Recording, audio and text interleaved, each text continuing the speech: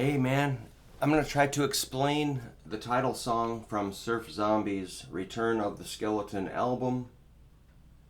And this awesome artwork was by a former student of mine named Erin Wells, who does illustrations for Stephen King. Yeah, she's famous. But I said, hey, I want a lonely skeleton on a motorcycle going down a gravel road in the fall with a fence post. And a lot of people say it looks like Bat Out of Hell or there's some Nicolas Cage movie. Where, okay, I wasn't thinking that. I was just thinking a badass skeleton on a Harley, man. Okay, so anyway, the chord progression for this song is pretty freaky. And sometimes when we play live, I just blank out. It's really pretty tricky. And so I stopped and penciled it out. And I realized there's like 32 chords. Or 32 kind of like little 2-bar or 2 4-time measures. Or we could say there's 2 chords per measure. And anyhow, you can divide it up any way you want. So the first half of it is like E minor to a B7, E minor to a D. So that's a little chunk. Let me just play that again. That's pretty awesome. All right, let's do it again. E minor, B7, E minor, D.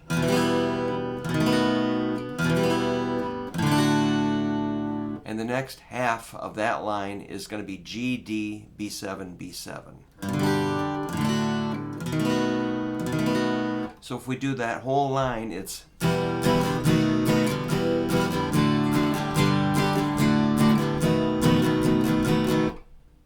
sounds pretty musical, I guess.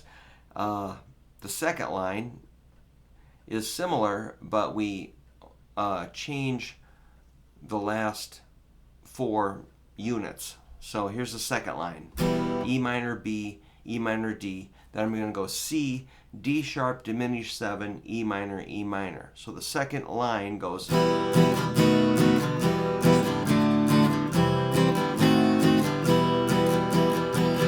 Sounds like reasonable campfire strumming music, right?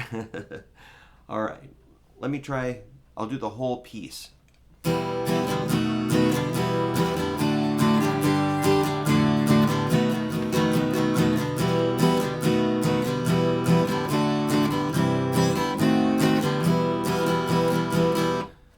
That's reasonable, not too difficult.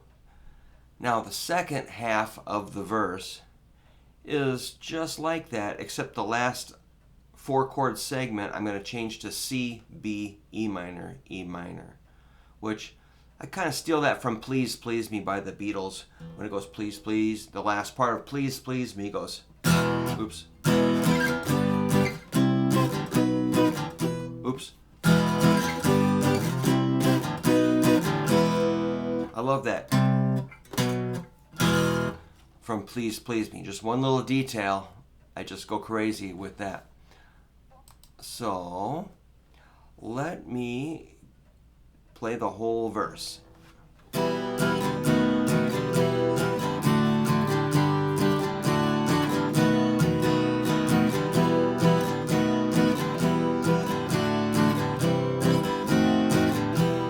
Second half.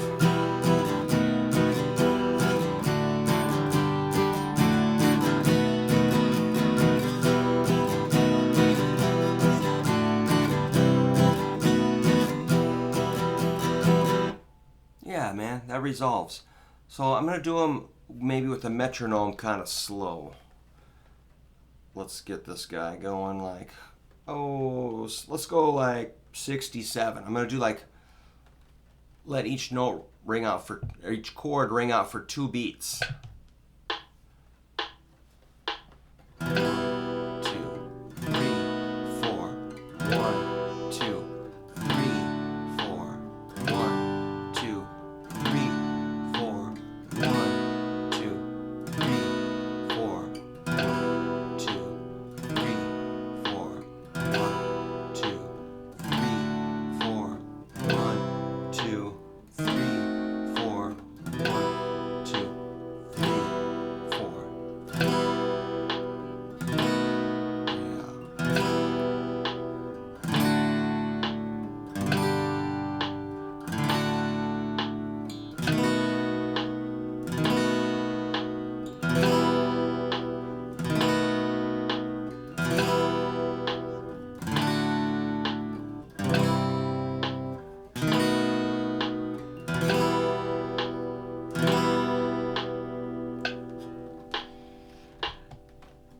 Why am I smiling? Well, truthfully, I was feeling a little down this morning. You know, just realizing that I'm at a stage of my career where maybe playing out live isn't the best thing for me to do. And, time marches on. I'm not really up to date with what people really want these days. I'm kind of way behind the times. But just playing guitar totally reset my mood. I feel much more happy and confident about things. So that's kind of interesting about how music works. So this song's pretty high beat per minute. So like if I didn't perform anymore, I could be really happy just playing at home, making videos, buying and selling guitars, probably recording a little bit. I'm going to take the tempo up kind of recklessly high. Let's go like 155. Let's see if I can do it. I'm going to convert these cowboy chords to power chords or bar chords. I'm not really sure what I'm going to do. I'm just going to rock it. 1, 2, 1, 2, 1, 2. So every chord gets 2 beats. 1, 2, ready, go.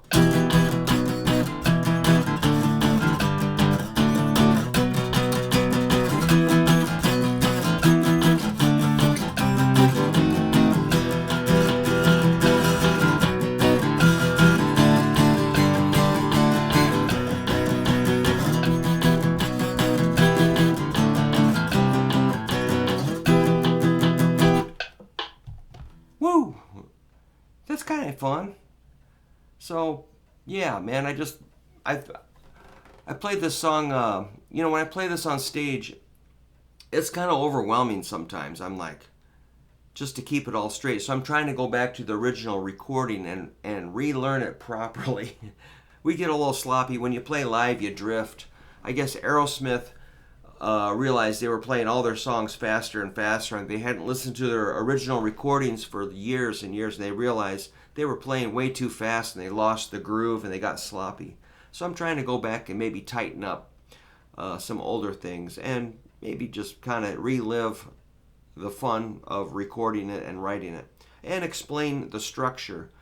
So let's do those chords one more time if you're interested. And it's just, maybe you want to play along, I'll just call them out. It's E minor, B7,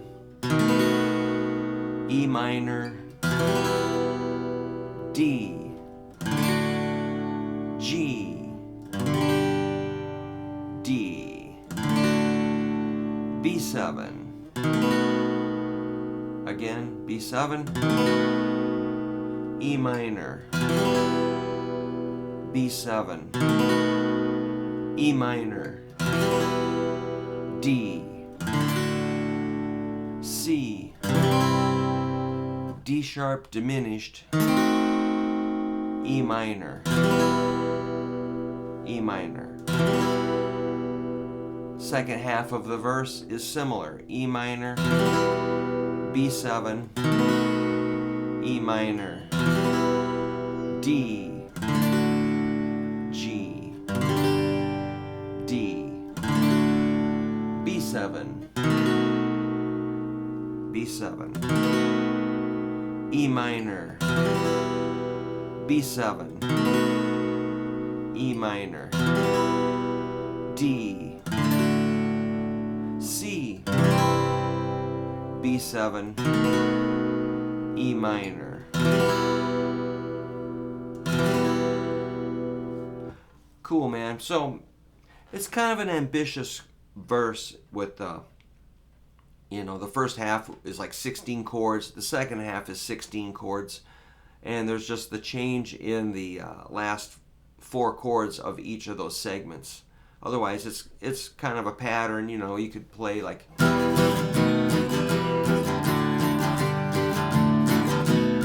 repeat.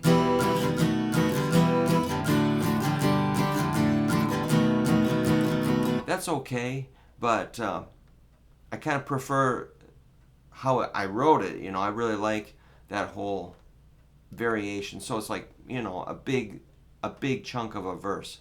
So if you're interested, you could work on those chords. If you need a chart, I could probably type one up if you want to see a chart. This is what I penciled out. It's going to be hard to see.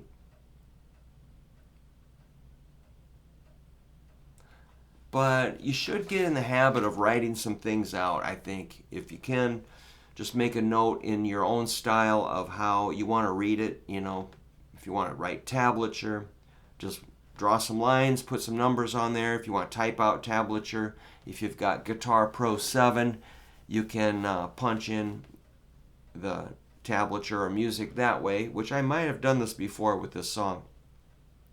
Or just pencil out a chord progression.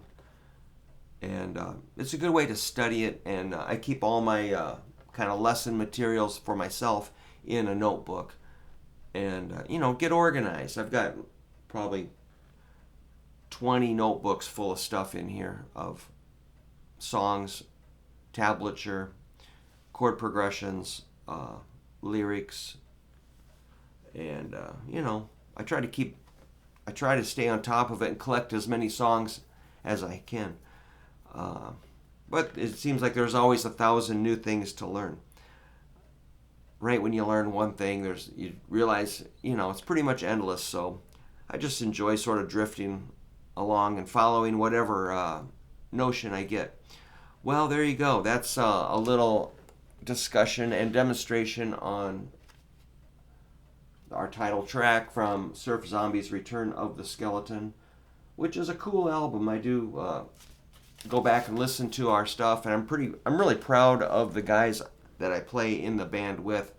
You know, I listen back, and they do such a good job of recording and writing and editing and mixing and performing. It's amazing to play with really solid people, and I really appreciate my band members, my bandmates, which we're super close. We have amazingly great time hanging out. So thanks for hanging out with me today on my fabulous YouTube channel. Lo-fi, lowbrow guitar videos, man. All right, so I'm going to waddle on up there and turn this camera off. And if you want to subscribe, like, and comment, that would be cool. See ya.